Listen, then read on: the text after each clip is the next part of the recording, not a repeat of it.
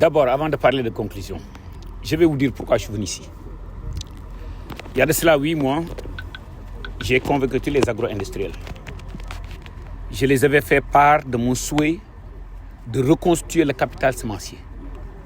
Et cette reconstitution, ce n'était pas seulement sur l'arachide, c'était pour toutes les spéculations. Et en ce moment-là que le président du conseil d'administration de Swami Agri m'avait donné son engagement, qu'il allait nous accompagner, il allait faire un partenariat avec ISRA pour accélérer la production de pré-base. Raison pour laquelle on était venu d'abord ici. Je me permets de le féliciter et de le remercier publiquement au nom du peuple sénégalais. Vous savez, l'arachide, qu'on le veuille ou non, est devenu une denrée très politique. L'année dernière, son Excellence le Président de la République, le Premier ministre, le gouvernement du Sénégal ont mis des investissements records de 120 milliards de francs CFA pour accompagner le monde rural. La pluie a été au rendez-vous. Les rendements n'ont pas été au rendez-vous parce que tout simplement, comme vous avez eu à le constater, il y a certains endroits du pays où on nous dit que les semences n'étaient pas de très bonne qualité.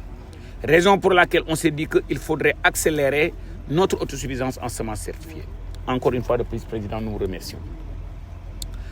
Comme vous le savez, la stratégie de notre gouvernement à travers ma propre personne, c'est de développer l'agriculture familiale, l'élevage familial, l'élevage pastoral, en développant le concept de coopérative agricole communautaire.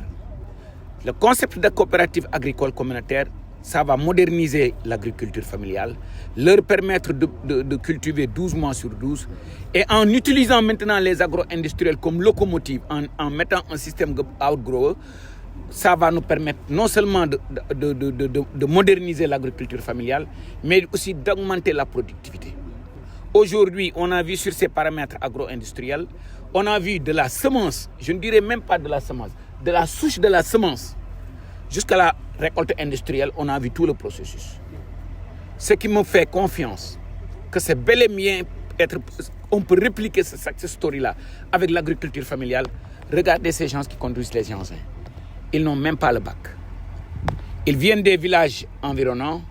Vous avez vu ces belles dames qui font la récolte. Cela veut dire que même avec un BFM, on peut former ces gens-là, les formaliser à travers les coopératives agricoles communautaires, utiliser les agro-industriels comme locomotive pour augmenter la productivité. Je me réjouis de savoir que les besoins en pommes de terre du pays tournent aux environs de 111 000 tonnes par mois, 132 000, 130 000, 132 000 tonnes l'hectare par an. Si Swami Agri fait dans l'ordre de 105 000 tonnes, ça veut dire qu'on n'est pas très loin, avec toute la production horticole des petits producteurs, on n'est pas loin des objectifs. Et la raison pour laquelle mon collègue de l'industrie et du commerce et moi-même, et le secrétaire d'État, on est venus ici pour voir de visu, on s'est dit que maintenant, pour être autosuffisant en pommes de terre et en oignons et avoir la sécurité qu'il faut, même si on y rajoute les besoins des usines comme ça fait ingrédients, on a impérativement besoin d'engrais de stockage. Et je lance un appel au secteur privé sénégalais. Aujourd'hui, mon collègue de l'industrie et du commerce et moi-même, nous allons inaugurer 2 hangars de stockage. On va inaugurer un hangar de stockage avec Swami Agri, mais après ici, nous allons vers un compatriote sénégalais qui s'appelle Biran Boy pour inaugurer un 2e hangar de stockage. Malheureusement, des produits comme la pomme de terre ne peuvent pas se conserver au-delà de 2 mois. La production cette année, Inch'Allah Rabbi, va être une production de record. Et on profite de l'occasion pour remercier et féliciter son Excellence le Président de la République, le Premier ministre, pour le soutien de 120 milliards qu'ils nous ont donné. Et je profite aussi de l'occasion pour féliciter le directeur de l'horticulture et ses équipes. Ils ont commandé les semences à temps, ils ont donné les semences à temps, ils ont donné les intrants à temps, ils ont fait les supervisions à temps. Heureusement aussi, le climat était au rendez-vous.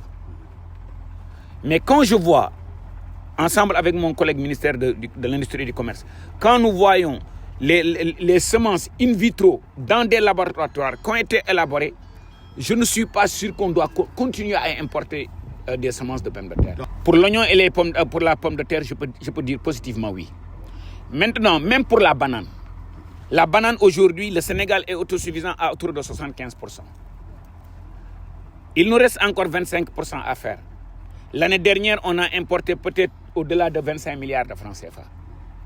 Mais je vous dis que si on met 13 milliards de francs CFA, d'ici 3 ans, on n'importe plus de bananes. Et aujourd'hui, nous importons des vitroplans. J'ai vu qu'ici, ils en font. Il est temps que nous, les Sénégalais, qu'on construise le Sénégal ensemble. Je ne peux pas terminer sans dire, et je dis même redire publiquement, je ne fais pas la guerre aux agro-industriels, mais je ne fais pas aussi la guerre, aux agro-industriels. Mon objectif, c'est de développer et le secteur des petits producteurs, mais aussi utiliser les agro-industriels comme une locomotive pour tirer l'agriculture familiale, l'élevage pastoral, en leur modernisant, en les formant, en les formalisant et pour accroître la productivité. Parce que quand vous augmentez la productivité, les agriculteurs sont bien formés et ils sont formalisés, le financement devient évident. Maintenant, quand vous avez ces 4 facteurs-là, vous allez voir que la productivité va augmenter. Et là, si, ensemble avec mon collègue ministère de l'Industrie et du Commerce et le secteur privé national, si nous parvenons à relever le défi de la conservation en faisant, peut-être on va démarrer avec 200 000, 300 000 tonnes, mais je suis sûr que la raison pour laquelle mon collègue de l'Industrie et du Commerce a dit 400 000 tonnes, c'est pour avoir un buffer parce que la population aussi va augmenter. Donc j'ai l'intime conviction qu'aujourd'hui, on a tous les ingrédients pour atteindre l'autosuffisance dans certaines spéculations. Vous savez, moi je dis souvent, en tant que ministre de l'Agriculture, je me refuse de donner des statistiques. Je ne peux pas être juge arbitre. Je ne peux pas être footballeur et arbitre. Ici, chez les agro-industriels, la production est relativement maîtrisée. Par exemple, ici à Swame Agri, on est à 105 000 tonnes. Mais vous connaissez les conditions dans les Niayes. Hein? Et pour des raisons d'éthique et d'intégrité, je veux laisser le boulot à la DAPSA, à l'ANSD, de faire ce boulot parce que je ne peux pas, moi, en tant que ministre de l'Agriculture, de la Souveraineté alimentaire et de l'élevage, dire que mes productions s'étendent. Parce que je suis jugé par rapport à ça. Mais ce que je peux vous dire est très confortablement, cette année, la production de pommes de terre et d'oignons vont atteindre des niveaux records.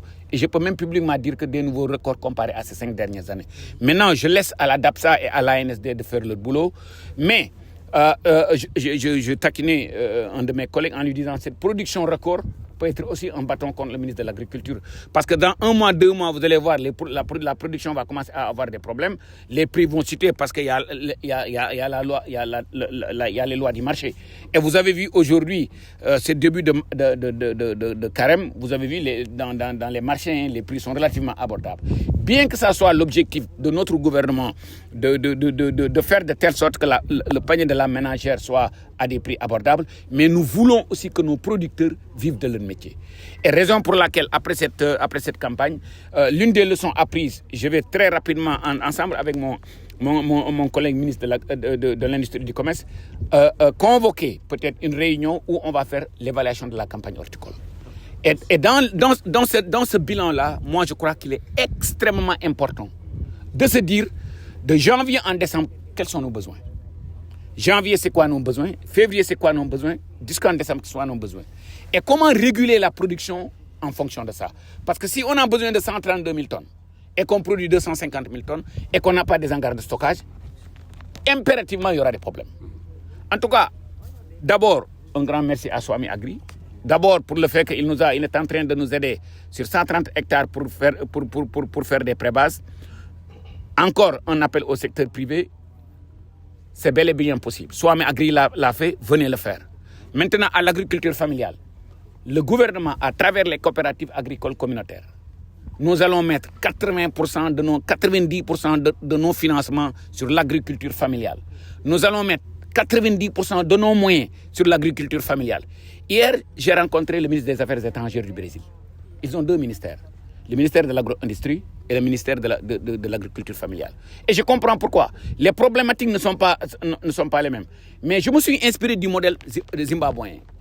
Quand vous allez au Zimbabwe, vous avez des agro-industriels comme Swame Agri qui vont servir de locomotive. Et les wagons, c'est quoi? C'est l'agriculture familiale. Et les wagons, c'est quoi? C'est les coopératives agricoles communautaires. Aujourd'hui, à travers des partenaires techniques et financiers comme la Banque mondiale, comme le FIDA, on a dans les 24 prochains mois plus de 300 millions de dollars de financement disponibles sur lesquels on va accélérer les coopératives agricoles communautaires.